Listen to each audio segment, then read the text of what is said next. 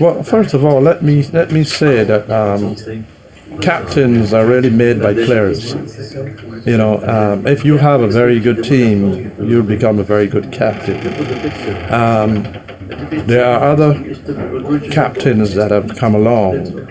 Like, for instance, when Sir Frank Worrell took over the West Indies team, it was obviously that Sir Frank Worrell, or Frank Worrell then, was going to be captain, because he was so much experienced, he'd played so much cricket, he knew so much about it, and therefore he wasn't going to be challenged by anybody else. But then you look at further down the line and you see a captain who has been playing in a team for a long time and then take over that team. He's going to have problems, no matter who he is. Because once you're in that team, there are 4 or 5 fellows who feel like they probably should be captain.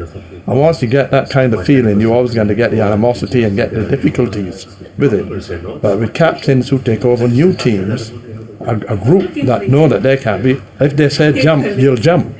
And that's what Sir Frank did. Clive Lloyd, to a certain extent, he came in at a time when he had a new lot of kids coming along, and they all knew, well, Clive can be the only person to captain this team.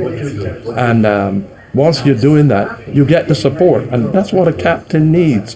He needs support from his team. If you have a lot of senior players playing with you, some of them is going to be always behind your back thinking about things you do and trying to undermine them and all of that. And once you get that, it makes it very difficult.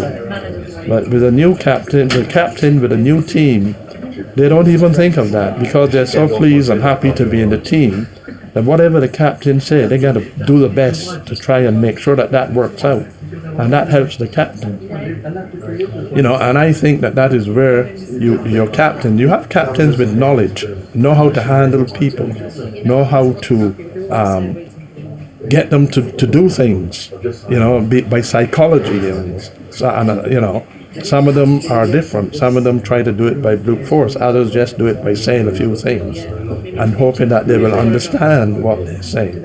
So there are many ways of looking at it and many ways of handling a team. But if you have a senior group, you have problems. Don't let nobody fool you. Because whatever you do is going to be undermined by somebody, particularly if you start losing. If you're winning, everybody is cheerful. But when you start losing, there's a lot of faults that can be found.